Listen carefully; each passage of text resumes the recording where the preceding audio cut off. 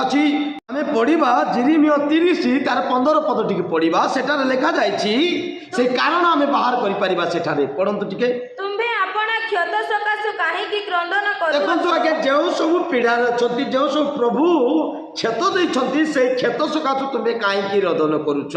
ତୁମ୍ଭର ବେଦନା ଅପ୍ରୀତି କାର୍ଯ୍ୟ ତୁମ୍ଭର ବେଦନା ଅପ୍ରୀତି କାର୍ଯ୍ୟ ତୁମ୍ଭର ଅଧର୍ମ ବହୁଳ ତୁମ୍ଭର ଅଧର୍ମ ବହୁଳ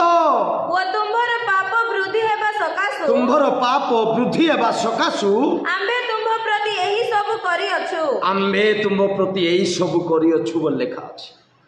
ପ୍ରଭୁ ଏ ସବୁ କରିଛନ୍ତି ଆଜ୍ଞା